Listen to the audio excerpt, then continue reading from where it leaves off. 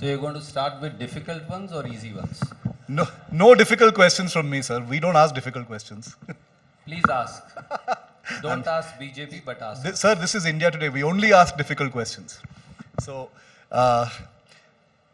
requesting everyone to quickly come in and take their seats. This is a session you don't want to miss. One of the most eloquent leaders of the Congress party is with us here today in an election season that is truly, truly exciting. It has electrified the entire party.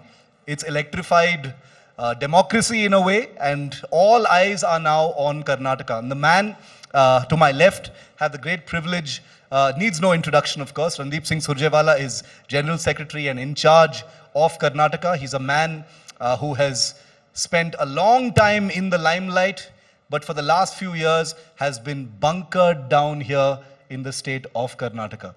How has it been, Randeep ji, to start off with? Welcome to you here at the India Today Karnataka Roundtable. Really good to see you. One doesn't see you as often as one used to, which is obviously by design because you've been busy with big things here in Karnataka. We are, of course, used to seeing you in Delhi. One doesn't see you very often. How has that move been like? From Delhi to Bengaluru now, what has that move been like for you? Well, thank you. I don't think so. I'm bunkered down. I'm half Haryanvi, half Kannadiga. That's what I tell all my friends from Karnataka now. And of course, you may not see me on India Today, but you would find me on TV9, Public TV, Swarna, TV5, TV1. That's our forte. For we are trying to truly rebuild and reshape brand Karnataka that has been tarnished, denigrated, demolished, subjugated by a 40% corrupt Bommai government. Just before you came here, sir, we hear that the Congress has made another big announcement. This pertains to something that has been a simmering issue for a long time. BBMP sweepers, another big promise we hear, 25,000 full-time jobs, confirmed jobs.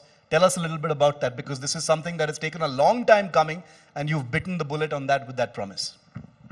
Shiv, the city of Bengaluru, the pride of the country, runs on the shoulders of these Porakaramikas, or whom we call Safai Karamchari and refuse collectors. Congress increased their pay in the last tenure from 6,000 to 21,000. We also ensured direct payment to them. None of us would be here but for them. So a while ago, about an hour ago, we've announced all 25,000 of them will be regularized in the first meeting of the next cabinet that the Congress will form. And not only that, this is a hazardous job. They get skin diseases. How many people die in gas chambers, we all know. Yeah. 10 lakh rupees of insurance, housing, as also to ensure that they get a special hazardous pay in addition to regularization. That's a new agenda we are trying to set, so that the poorest of the poor who run this city feel a part of, they feel honored, they feel respected, and I believe that they have as much stake in Bengaluru as any one of us have. Randeep ji, the Congress has been extremely aggressive in keeping the narrative in this election hyper-localized. It's been very much only about Karnataka, Kannada pride, the choice of topics, not just up for debate, but the announcements like the one you've just made, have all been very specifically only about Karnataka. That's a concerted move, isn't it? I won't say it's a concerted move. Shiv, the truth is that Kannada pride is under attack. Tell me, have you ever heard in 75 years that a defectors Shiv Sena BJP government of Maharashtra implements in 868 villages of Karnataka its scheme? What does it say? It questions the geographical identity of Karnataka. That's an attack on Karnataka. Nandini, which sustains 28 lakh farmers of Karnataka, is under attack because the Home Minister and Corporation Minister of the country wants Amul and Nandini to merge. I'm proud of Amul, but why should Nandini be sacrificed for Amul? If you look at Karnataka, the tableau of Shri Narayan Guru is not permitted when Kerala government wants to do it. Why? Why should the children of Karnataka not be able to answer the CRPF exam in Kannada? Why should Kannada language, their culture, be subjugated to the whims and fancy of a party sitting in power in Delhi, with Bangalore government remaining a mute spectator for Mr. Bommai or his colleagues can't say a word against Mr. Modi, as the pride of Karnataka is trampled upon? The investment of Bangalore, which used to be the first destination, is all going to Pune, going to Hyderabad, going to other cities. No problem. Let them also grow. But this has become the third or fourth congested city of the world. Why? And PM comes and perhaps for the first time inaugurates a metro from nowhere to nowhere. So it connects nothing to nothing. This is the discriminatory treatment being meted out to Karnataka by the government in Delhi. Since you mentioned the Prime Minister, you know, very soon that familiar phase of this election will start when you've got the big guns coming in. Rahul Gandhi will also be coming, lots of rallies. The Prime Minister will also be coming. At a time, Randeep ji, when your party has been keeping an aggressive focus on local issues, not national big picture issues, but Karnataka focused issues, is there a concern that this could become a Rahul versus Modi kind of situation?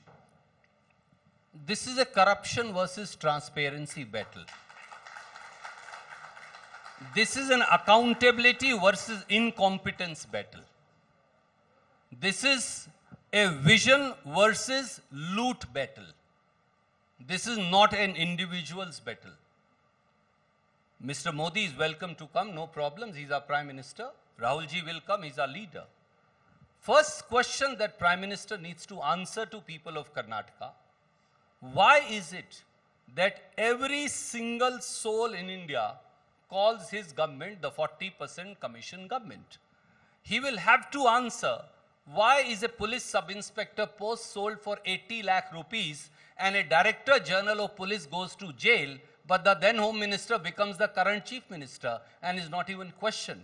He will have to answer, PM has to answer, why assistant professor's job is on sale, why assistant engineer, junior engineer job is on sale, why 50,000 contractors of Karnataka write to PM saying you demand 40% commission in every job. PM doesn't answer. Why 40,000 private schools of Karnataka say the same thing to PM?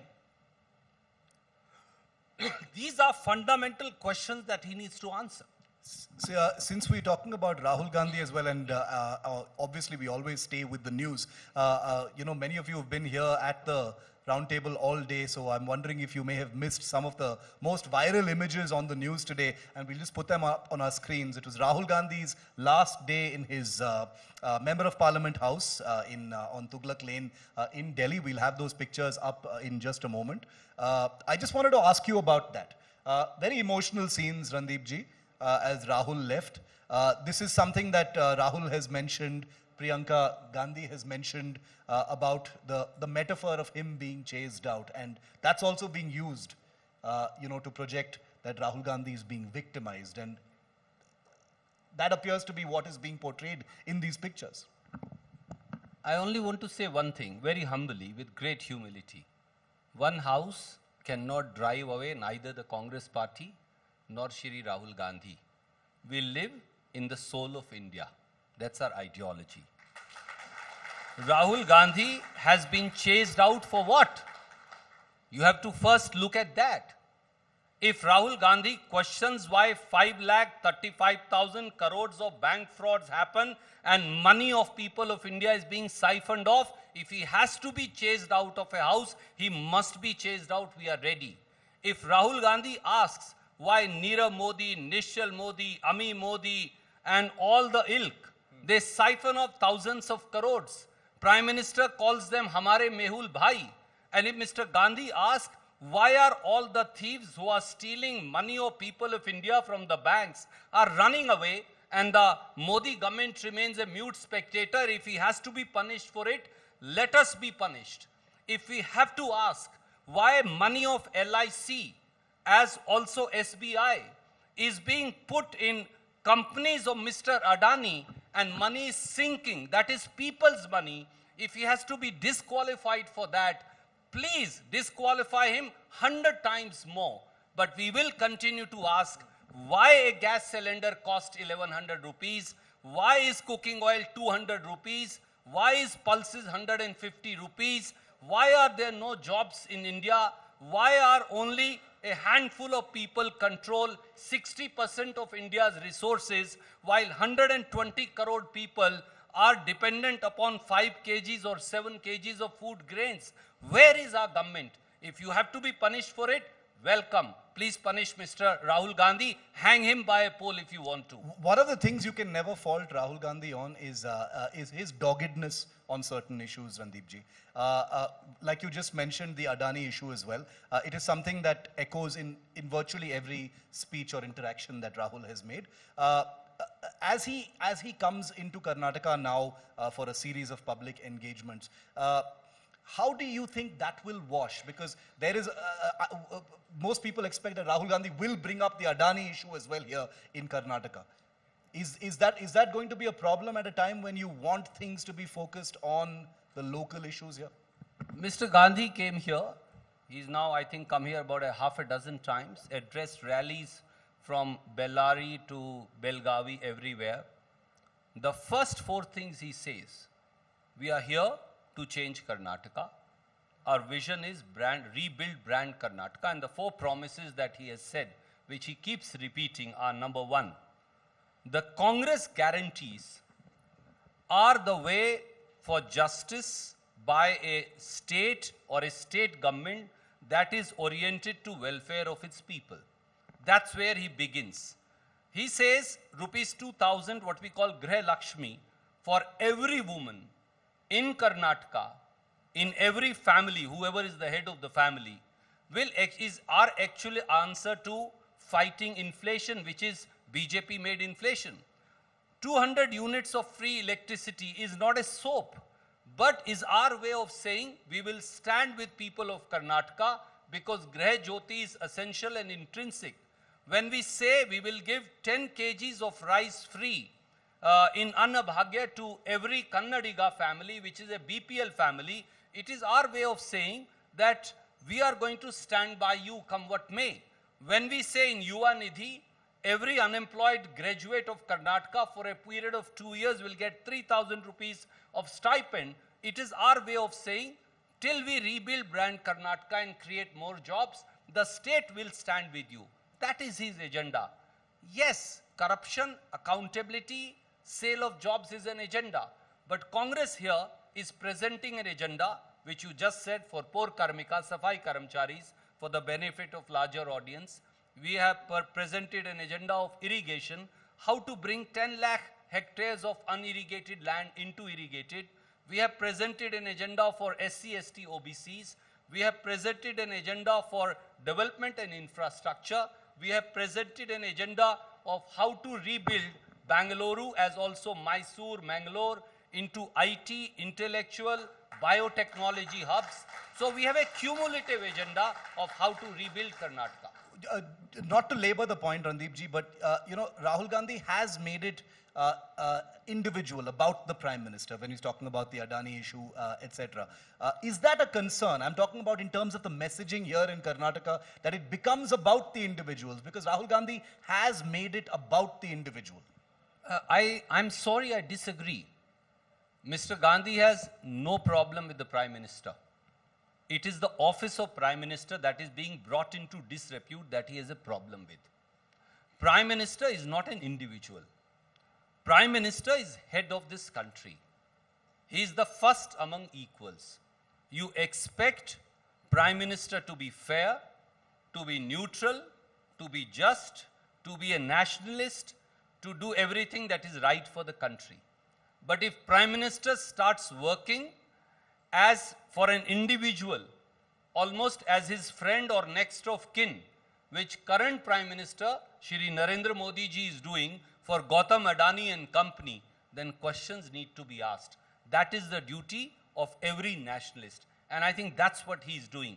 No problem with individual, whether Mr. Adani or with Mr. Modi, but if the state's resources, if resources that are meant for you and me, resources meant for your viewers, resources meant for equitable distribution among this country, are being bartered away at the whims and fancies of the Prime Minister for his next of kin or friend Mr. Adani, then accountability must be sought, questions must be asked, and punishment, if necessary, be taken, which he is taking. From announcements and Adani, let's come now to the third A, acquisitions by your party. The big ticket acquisitions that your party has made from the BJP recently in the headlines. People like Mr. Savadi, Mr. Shettar, they've all joined your, Mr. Shettar has joined your party. The BJP doesn't think that they are winnable candidates, sir. Does the Congress think that they are winnable candidates and that's why you've taken them? First, I like your smile. I think that tells it all. Let's understand one thing. Mr. Jagdish Shettar was our opponent. Savdi Saab was our opponent. Yeah. Nagesh ji, who was a BJP supported MLA, was our opponent. Mr. Potanna was our opponent. And about 24 legislators, ex-MPs, sitting MLCs, they were our opponents. We respected a whole lot of them for their character. I can respect my opponent. They have come to the Congress party for they have realized that the most corrupt government in India is being run by Mr. Basavaraj Bommai. The nauseating stench of corruption, brazen loot, state-sanctioned loot of exchequer. But that's not why Mr. Shettar has come, sir. But that's not why Mr. Shettar has crossed. It had nothing to do with corruption. It's because he was denied a ticket. I don't think so. You've then heard Mr. Shettar. Mr. Shettar said, I find ideologically aligned to the agenda of the Congress party. He said he has had RSS roots and he still has friends in the RSS. No problems. I can be friends with you, although you are a journalist and are supposed to ask me pointed questions. But that doesn't make you less of my friend. And you will, I know, ask me the right questions when needed to do your job. Why is BJP so jittery? Please understand. BJP is sidelining, sidestepping and insulting the Lingayat community.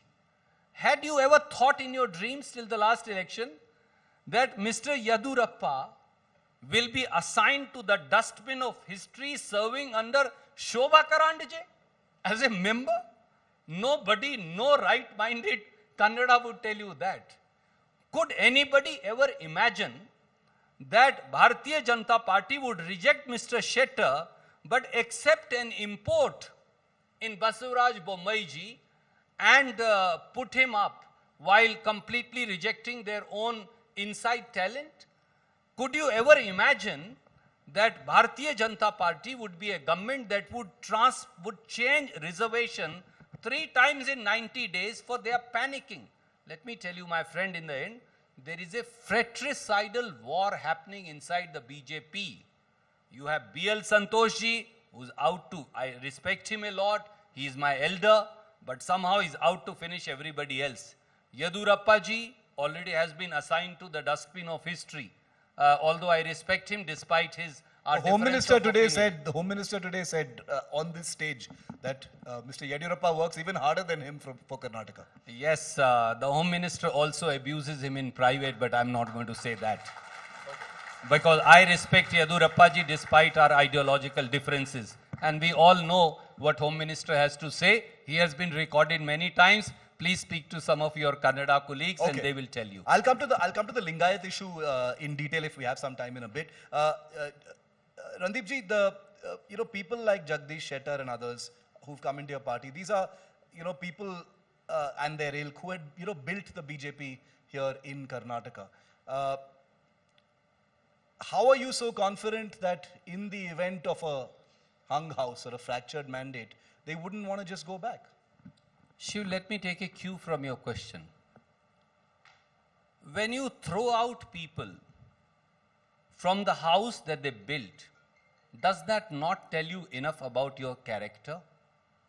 Does anybody throw out their father and mother of the house and then say, I'm going to rebuild the house? Do you throw your grandfather and grandmother from the house who built the legacy in your house and then say, oh, I'm now going to build a new Karnataka? That shows that BJP has not only lost its sheen, it has lost its character, it has lost its moorings, it has lost the requisite experience it had, and it has lost the entire edifice and structure. What you see is a damru. It is not Shivji's damru. It is a damru with which you befool people, and that has also got burst. But Randeep ji, I mean, let's be real also. How are you selling this to your cadres? Are your cadres enthused by the idea of some of these people, being denied a ticket and crossing over? Because after all, these are opportunistic moves at one level. Isn't there doesn't this affect the morale of cadres to see these guys who've been denied tickets and then just deciding to jump over and hop over to the other side? Shiv, why they're from the Sangh Parivar. You're talking about ideology, but these are people from the Sangh Parivar. The ideology that your party completely militates against, sir. Shiv, I absolutely love your words. I wish you had asked that from Mr. Yadurappa and Basavaraj Bommai. We have. Trust me, we have. No, you're not even letting me complete. I will keep quiet. I said, I wish you had asked that of Mr. Amit Shah and Mr. Modi when they hijacked 18 MLAs of Congress and Janata Dal and formed this government. I wish you had asked that of Modi ji when with less than 10 MLAs, they constituted a government in Goa, similarly in Madhya Pradesh, similarly almost in entire Northeast, as also in many, many other states. I think this whole culture of defection and Ayaram Gayaram is the character of the BJP.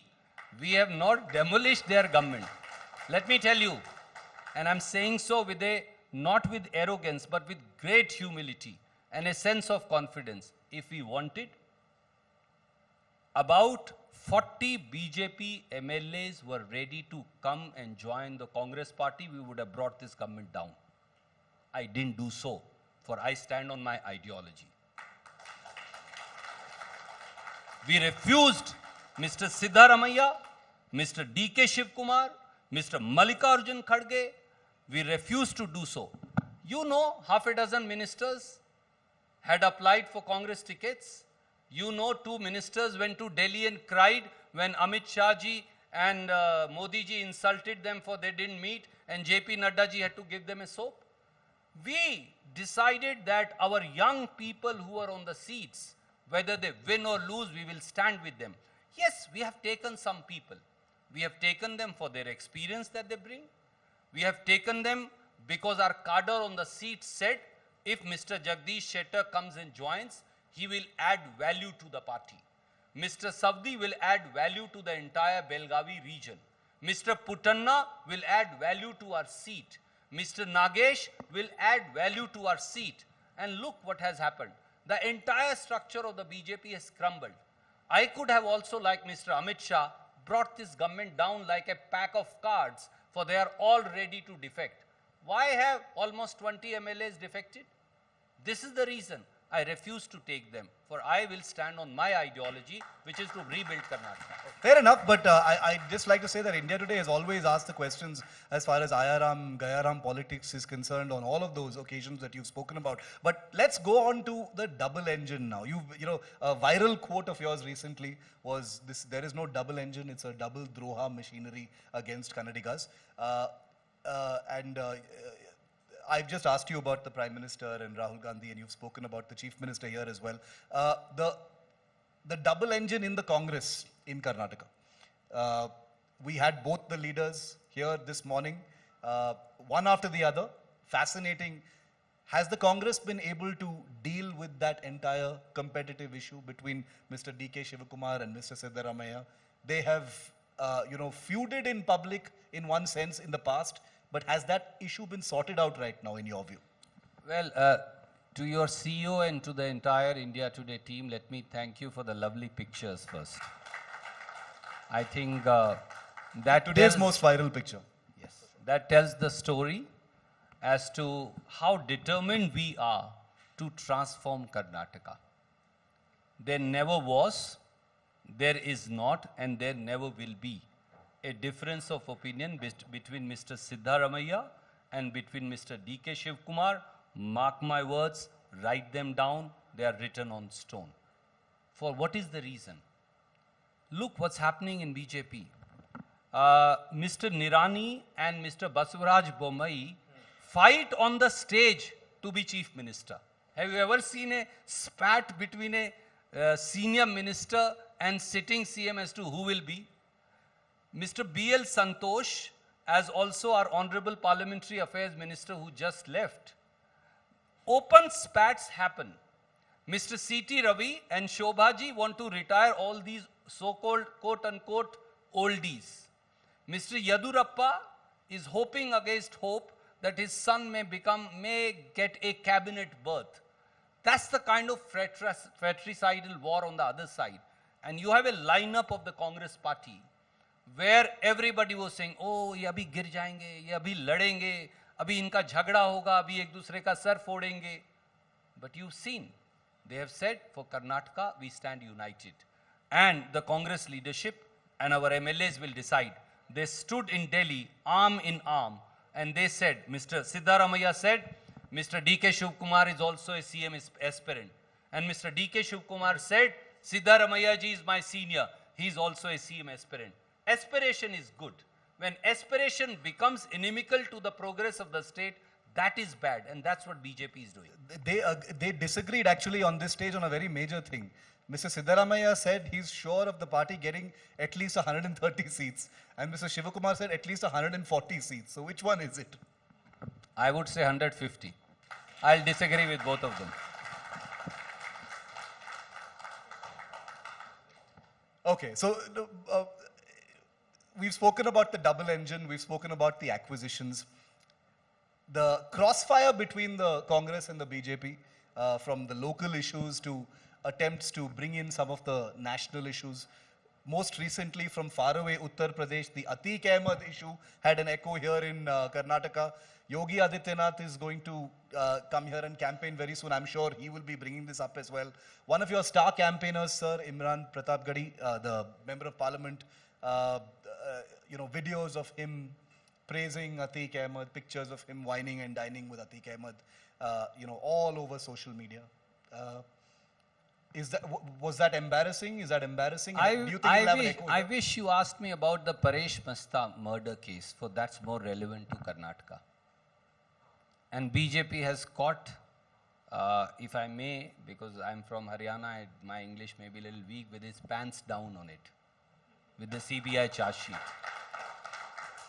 I wish you looked at the news over the last 2 days, where BJP's own leader was murdered. Tejasvi Surya, the guy who, I hope there are no plain windows here for he may just pull them out. He went to town saying that they were murdered by a member of minority community or some Congress fellow, and the police has caught a BJP leader. See, the days of, I want to say to each one of your viewers, Shiv, the days of Shamshan Kabristan and of Hindu Musliman are over. People are not interested. They want to know what will Congress do for Karnataka. How will you transform Bangalore from the 4th or 5th congested city to a city that is in the front line in the country? How would you take Bangalore to Mysore as also to Mangalore? That's what people want. People want to know 2 lakh government jobs are vacant. Private investment is going out.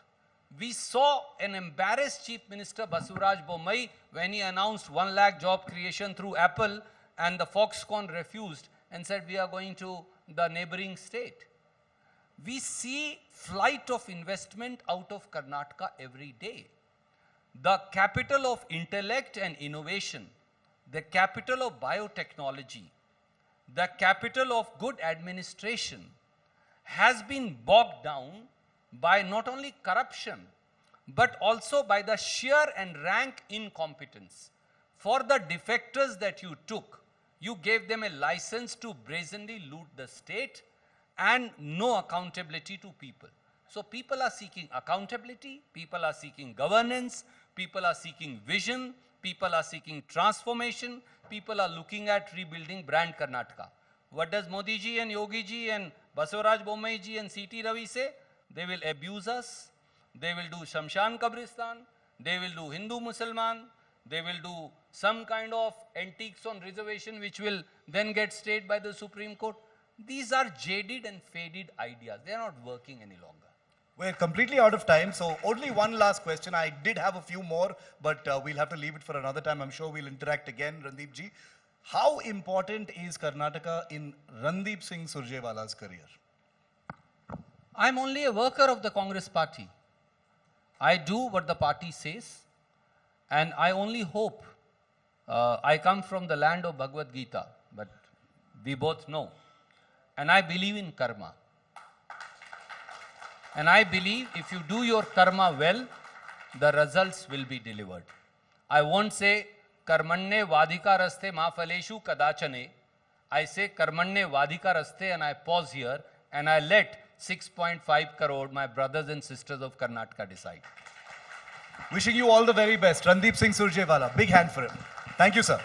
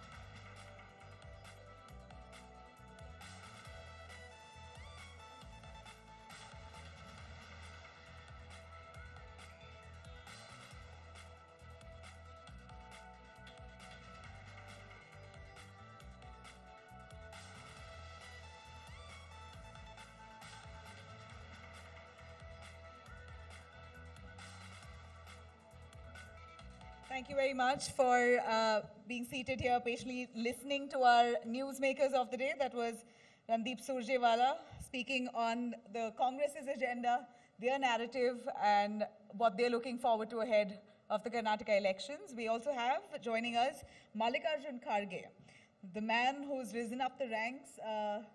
Solilide Sardara, that's the tag that Mallikarjun Kharge has earned because he's never lost an election.